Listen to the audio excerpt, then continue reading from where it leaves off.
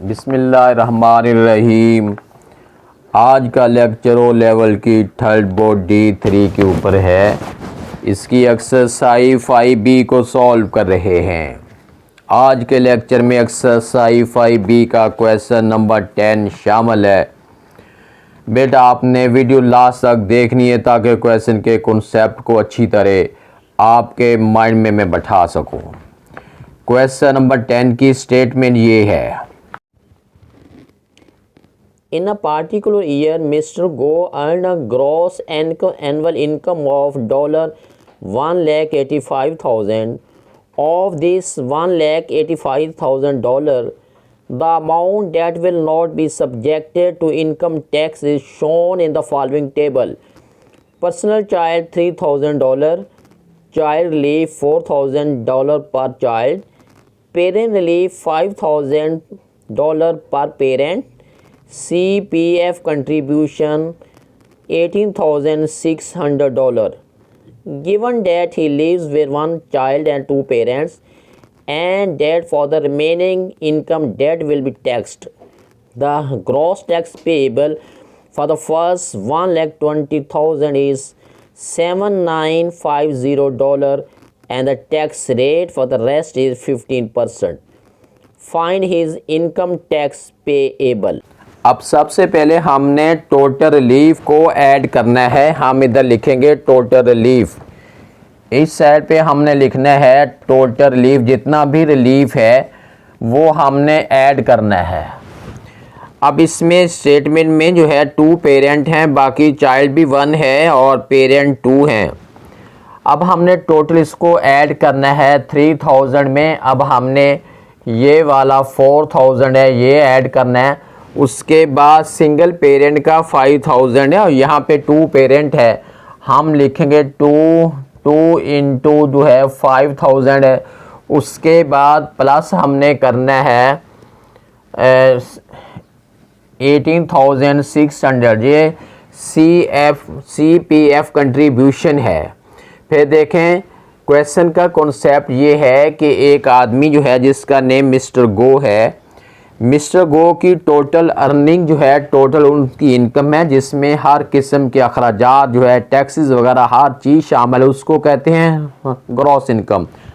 Mister गो की जो income है मंथ एनुअली वो हमारे पास है 1,85,000 है। उसके अंदर जो है आप देखें पर्सनल रिलीफ जो है 3000 है, चाइल्ड रिलीफ जो है 4000 पर चाइल्ड है, पेरेंट रिलीफ जो है 5000 पर पेरेंट है। CPF का मतलब होता है सेंट्रल प्रोविडेंट फंड, ये $18,600 है। हमने निकालना हमने इसका टैक्स निकालना है कि ये कितना टैक्स देगा। टैक्स देने से पहले हमने टैक्सेबल इनकम निकालनी है। टैक्सेबल इनकम का मतलब है वो इनकम जिसके ऊपर टैक्स देना ज़रूरी है, वो टैक्सेबल इनकम है। उस टैक्सेबल इनकम कैसे निकलेगी? टोटल जो इनकम है उस इनकम में से हमने टोटल रिलीफ को सबट्रैक्ट करना है। जब टोटल रिलीफ सबट्रैक्ट हो जाएगा रिमेनिंग जो इनकम आएगी हम उससे कहेंगे टैक्सेबल इनकम। और उस इनकम के ऊपर भी कुछ रिबेट होते हैं, कुछ अमाउंट होती है कि फर्स्ट इतनी अमाउंट के ऊपर इतना टैक्स है, रिमेनिंग इतनी अमाउंट के ऊपर इतने % टैक्स है। इसलिए लास्ट पे हम निकालेंगे टोटल टैक्स निकालना है कि टोटल जो है वो कितना उसने टैक्स जो है पे करना है। तो find his income tax payable. अब ये सारा टोटल रिलीफ जो है टोटल रिलीफ हमने ऐड करना है। टोटल रिलीफ ऐड कर सबसे पहले हमने लिखना है ये 7000 बन गया, 7000 और 10 ये बन गया 17,000। अब हमने क्या करना है 17,000 के अंदर हमने ऐड करना है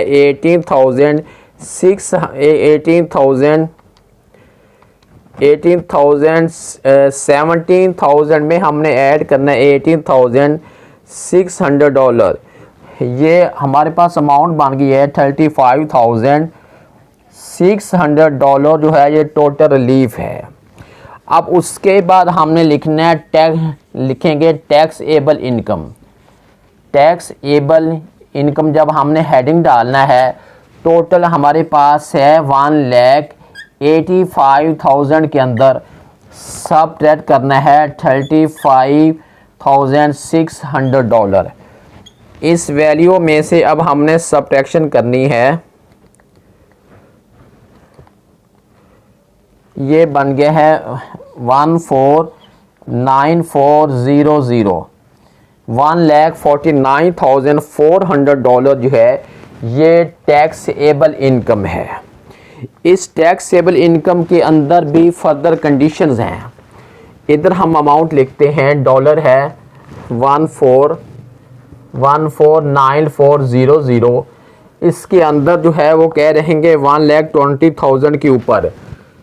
ये हमारे पास है फर्स्ट कितना है, फर्स्ट है 1,20,000 के ऊपर जो टैक्स है, 1,20,000 इसके ऊपर जो टैक्स उन्होंने कहा है वो है 7,950।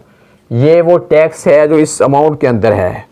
उसके बाद रिमेनिंग अमाउंट का मतलब है 1,49,400 के अंदर जो है, इसमें से हमने 1,20,000 को सबट्रैक्ट करना है। रिमेनिंग हमारे पास जो इनकम आएगी उसके ऊपर फर्दर इसका टैक्स लेना। 1,49,400 माइनस 1,2,1,2,3,4 ये बन गया है 2,9,400। अब ये हमारे पास जो अमाउंट आई है, एक पहला टैक्स तो ये है। अब इसके ऊपर वो कह रहे हैं कि 15% टैक्स है। अब हमने इसके अंदर टैक्स निकालना है।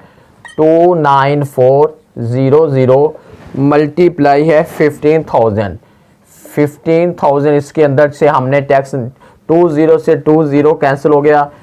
294 मल्टीप्लाई 15 है, इसको हमने मल्टीप्लाई करना है। 294 मल्टीप्लाई 15 ये बन गया है हमारे पास $4,410।